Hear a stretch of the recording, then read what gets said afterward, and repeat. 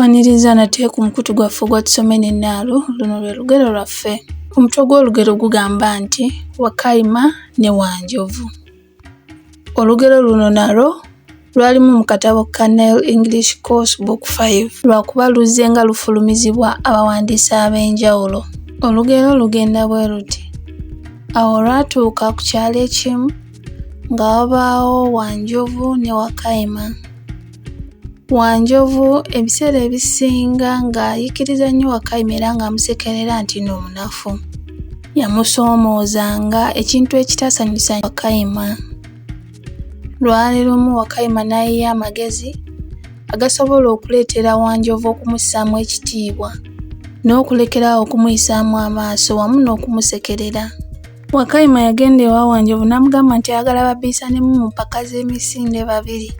Kino kyasesa nnyo Wanjovu ng'alabira ddala Wakayima yeepanka era nga yeekaniikiriza ku kintu kyali alabirako ddala nti Wanjovu ye yali akisobola. Era ne batuuka ku nzikiriziganya nti Wakayima wasooka Wanjovu agenda atandika okumuwa ekitiibwa alekerawo okumusekerera n'okumuyiikiriza n'okumukyokooza n'okumuyita omunafu. Olunaku lw'empaka lwateesebwako era nalwo terwalwa. Lwakya lumu olunaku mulindwa nga bonna bagenda we baali bakkiriziganyizza okusimbulira emisinde gyabwe. Kyokka ne mu kaseera kano era Wanjovu yali asekerera nnyo Wakayima ng'amugamba awanike nga tannaswala era akkirize nti munafu okusinga okwepampalika n'amala obudde ate era n'amala n'alemererwa. Wakayima ye mundamu ye yali akimanyi nti si munene ate si w'amaanyi nnyo nga Wanjovu, naye ate yali mugezi era nga yali alina amagezi g'asaze gamanyi nti gaali gajja kumuyambako okusooka Wanjovu mu kifo mwe baali batandikidde emisinde, kubanga etteeka lyali ligamba nti eyali asooka okudduka okudda bwe baali batandikidde emisinde yali omuwanguzi. Emisinde baagitandika bulungi. Olunaku lwali lwokya ng'enfuufu gyeri ng'obudde bwa bbugumu, naye ekyo tekyabalobera kutandika misinde gyabwe. Baatandika emisinde nga bwe baali bakkiriziganyiza. Wanjovu engeri gy'ali nti munene, alina amagulu amanene era ag'amaanyi, yagendanga akuba essinde lyasitulanga ettaka oba giyita enfuufu eyaddugazanga Wakayima. Wakayima we yalaba biri bityo ng'abuukira mu kira gwa Wanjovu nga yeekwata kuli nga Wanjovu agenda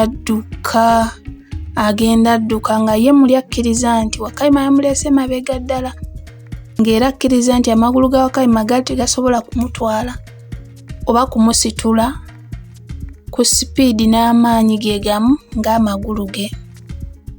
Wanjovu yadduka nga tasirisa nga muli akkiriza nti ezo empaka ziwangudde. Yadduka n'awulira ng'akooye olw'okuba mu bwongo bwe yali akkiriza nti Wakayima yamulese wala ddala. Yatwala obudde bwe n'agendako mu kadiba n'anywa ku mazzi n'akkakkanya ne ku muliro ogwali gwokezza omubiri gwe olw'omusana omungi. Kano kaali kaseera kalungi ka Wakayima kudduka era yabuuka ku mukira gwa Wanjovu ye ne yeeyongerayo n'emisinde paka we yatuuka we baali batandikidde emisinde egyo nga Wanjovu amulese mabega nga yeewummulidde. Olw'okubanga Wanjovu kino yali takimanyiiko, bwe yamala okunywa ku tuzzi n'okwerongoosaako n'asalawo awujjaaleko yeebake namu kubanga ye munda ye yali akimanyi nti Wakayima akyali wala nnyo. Era yava mu kadiba n'agenda n'akkakkanako wansi w'omuti ne yeewummulira. Oluvannyuma nga Wanjovu ye wadde obudde obumala yatambula yeeyagala ng'akimanyi nti ezo empaka yaziwangudde tebannaba na kuzitandika, ng'era ye amanyi kimu agenda kutuuka mu mizira na kumuyozaayoza. Kyokka kyamwewuunyisa nnyo bwe yatuuka we baali batandikidde emisinde egyo nga Wakayima yafunye dda obuganzi n'obuwanguzi okuva eri bannakyalo nga bonna bamukulisa empaka z'emisinde ze yali yeetabyemu ne Wanjovu.